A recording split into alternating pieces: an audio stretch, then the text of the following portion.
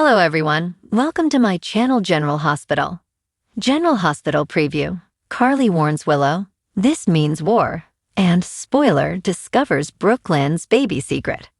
Carly blasts Willow for her latest move in the new General Hospital promo, and Rocco and Danny reveal important information to Jason. Plus, Brooklyn's baby is no longer a secret. At the Metro Court, Carly lets Willow know that she's tried to be civil with her, but if she does this, she's starting a war.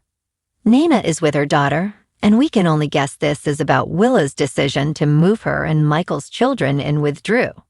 Of course, there is also the matter of Drew refusing to give her bestie Jason an alibi for Cyrus' murder, and Willow standing by her man for believing he was telling the truth.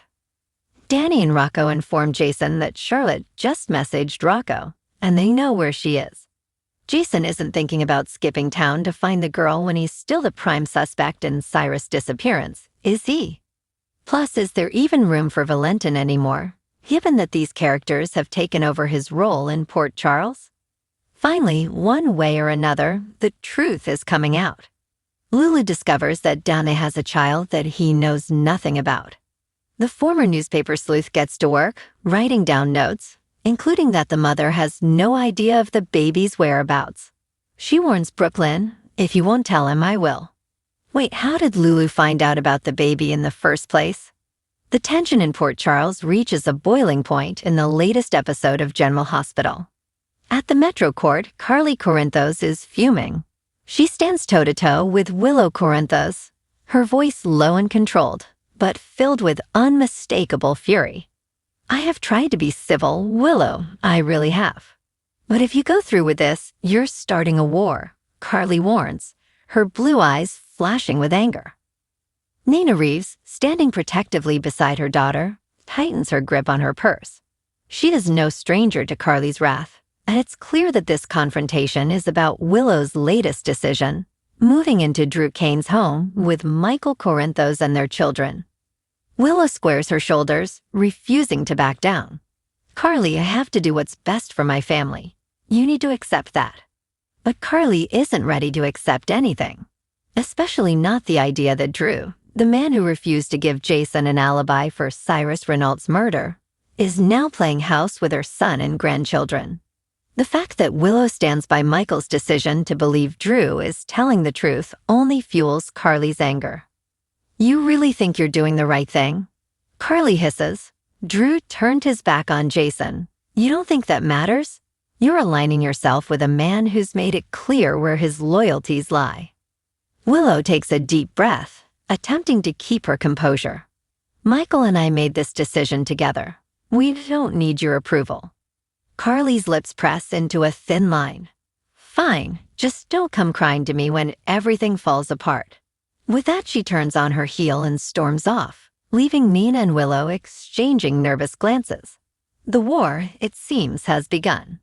Meanwhile, across town, Jason Morgan is dealing with a different kind of crisis. Are you sure about this?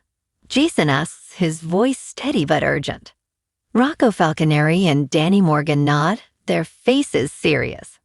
Charlotte just messaged Rocco, Danny explains. She told him where she is. Jason clenches his jaw. The search for Charlotte Cassadine has been a priority, but with him being the prime suspect in Cyrus Renault's disappearance, leaving town could be a disaster. We can't just ignore this, Rocco insists. She's in trouble. Jason exhales sharply. He knows the risks, but he also knows he can't turn his back on a child in danger. We need to be smart about this, he finally says. I need to figure out a way to do this without making things worse. As Jason wrestles with his next move, another bombshell is about to explode in Port Charles. At the Invader, Lulu Spencer sits at her desk, scribbling notes furiously. Her hands shake slightly as she reads has a child he knows nothing about. She swallows hard. The mother, Rook Lynn Quartermain, doesn't even know where her baby is. How could something like this have stayed a secret for so long? And how had she been the one to uncover it?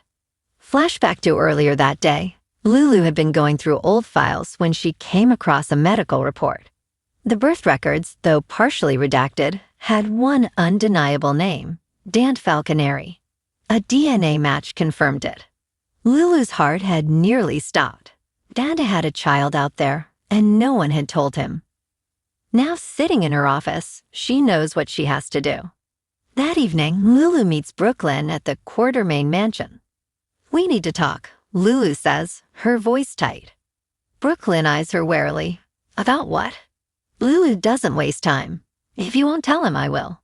Brooklyn's face drains of color. "Tell who what?" she asks, though the panic in her eyes says she already knows. Lulu crosses her arms. Danta has a child, and he deserves to know. Brooklyn stares at her, torn between fury and fear. "Lulu, you don't understand. It's not that simple." "It never is," Lulu replies. "But he has a right to know, and if you won't tell him, I will." Brooklyn's hands clench into fists at her sides. This secret was never meant to come out, but now, thanks to Lulu, it just might. As the episode comes to a close, the residents of Port Charles are left reeling. Carly is preparing for war. Jason is faced with an impossible decision, and Brooklyn's world is about to come crashing down. One thing is certain, nothing will ever be the same again. Stay tuned for more shocking revelations, betrayals, and unexpected twists on General Hospital. And remember to subscribe to our channel for all the latest updates. Come back to our channel for all your updates. Thank you for watching. Please subscribe to my channel.